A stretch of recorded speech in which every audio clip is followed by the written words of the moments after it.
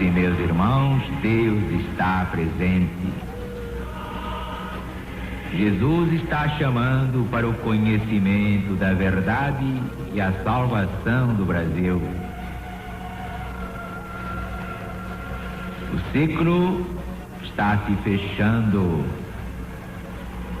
Jesus está voltando, mas agora não é para ser crucificado, não. Que veja quem tem olhos de ver, que ouça quem tem ouvidos de ouvir.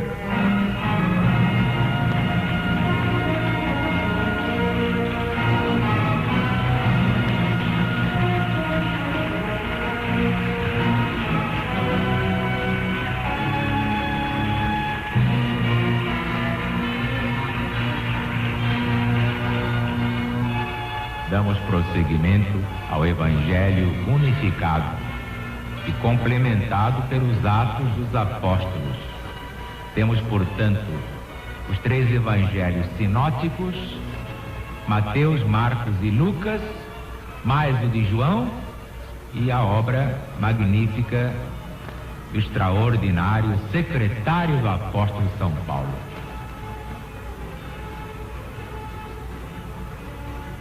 No princípio era o Verbo estava com Deus e o Verbo era Deus.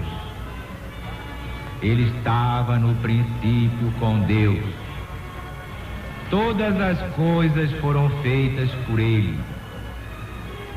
Nada do que se fez sem Ele. Cristo Jesus. Nele estava a vida. E a vida era a luz dos homens. A luz brilha nas trevas e por isso as trevas não a venceram. Ora, houve um homem mandado por Deus que se chamava João. Ele veio como testemunha para dar testemunho da luz, a fim de que todos crescem por meio dele. Ele não era a luz, mas veio para dar testemunho da luz. Mas o Cristo, esse era a luz verdadeira que ilumina todo homem que vem a este mundo. Ele estava no mundo, o mundo foi feito por ele, e entretanto o mundo não o recebeu. O Cristo veio ao que era dele, e os seus não o conheceram. Mas a todos aqueles que o aceitaram, aqueles que creem no seu nome, deu ele o direito de se tornarem filhos de Deus. Porque esses não nasceram do sangue, nem da vontade da carne, nem do desejo do homem, mas sim de Deus. E o Verbo se fez carne e habitou entre nós, cheio de graça e de verdade. Nós vimos a sua glória, glória como do unigênito do Pai. João deu testemunho dele, dizendo: este é o de quem eu disse, aquele que vem depois de mim é maior do que eu, porque existia muito antes de mim. E da sua plenitude todos recebemos graça sobre graça.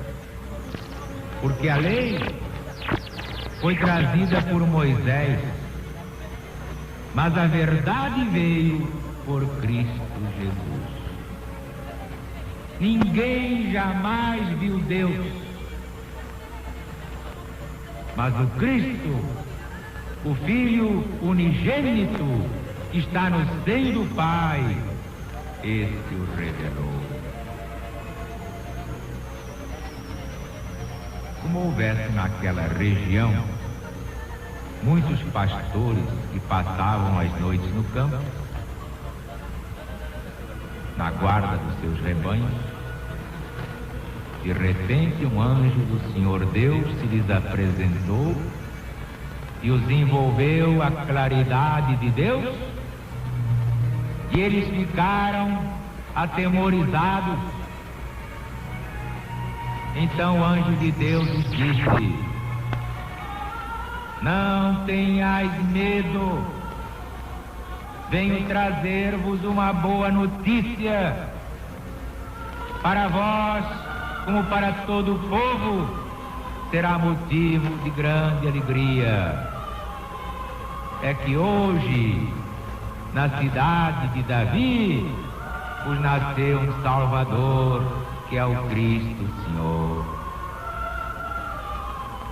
Eis aqui o sinal que o fará reconhecido.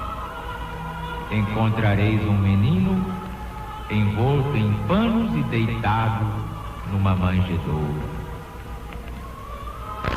No mesmo instante, reuniu-se ao anjo uma grande multidão da milícia celestial, louvando a Deus e cantando: glória a Deus nas alturas, paz na terra aos homens e mulheres da boa vontade de Deus.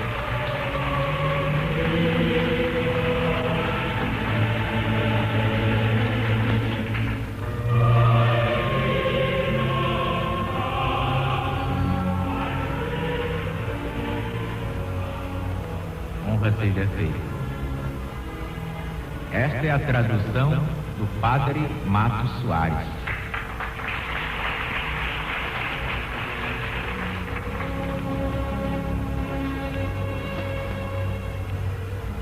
O Evangelho unificado, claro que nos dá margem de falar com mais segurança, porque a unificação elimina as pequeninas divergências que até autenticam a legitimidade dos evangelhos.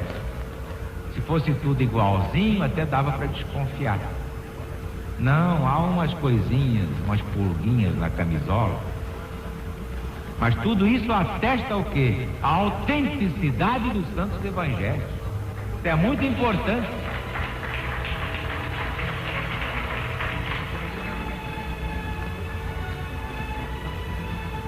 Nós temos aqui como é que Jesus se utiliza dos precursores, uma espécie assim de abre caminho. Quando Jesus estava para vir a este plano, mandou o seu grande precursor João, o Batista, quer dizer, tomou esse nome porque batizava no Rio Jordão. Batista porque era batizador. Seu nome era simplesmente João. Pois bem, veio João preparado para esta obra de ser o precursor do seu Senhor e Mestre. Mas dizia: eu na verdade vos batizo com água, mas após mim vem aquele que é maior do que eu, porque já existia antes de mim. Olha aí a reencarnação. Já existia muito antes de mim. Pelo Evangelho, João nasceu primeiro. Depois é que nasceu Jesus. Então como é que Jesus já existia antes dele? Só um cego não vê a lei da reencarnação?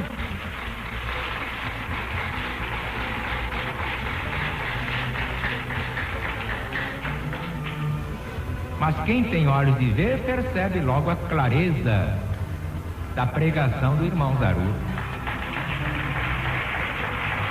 Pois se João Batista nasceu primeiro, Como é que ia dizer que Jesus já existia antes dele, se houvesse uma vida só? Então João Batista era uma besta. Não era o maior dos nascidos de ventre de mulher. Mas é que João conhecia a reencarnação. E agora, vou lhes contar um segredinho que fica entre nós, hein? Só entre nós e o microfone. Foram perguntar a João Batista se ele era a reencarnação de Elias. E ele, sendo a reencarnação de Elias, disse que não era. Olha só que coisa engraçada.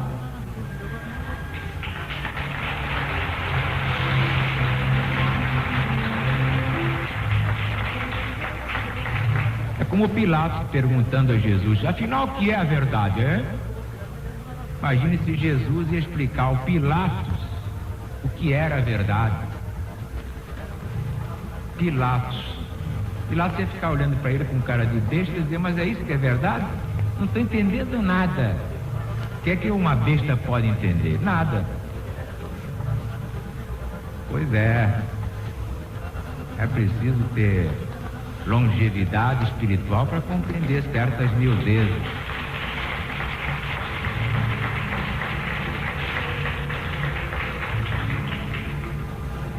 E na verdade, naquele tempo, o pessoal já acreditava na reencarnação, mas de uma forma imperfeita, com o nome de ressurreição.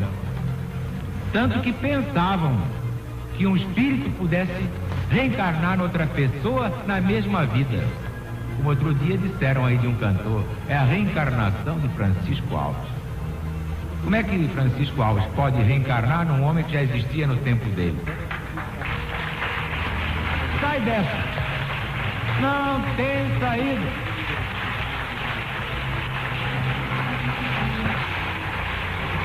Então viva a LBV, viva o PDB, viva o Brasil e viva Jesus!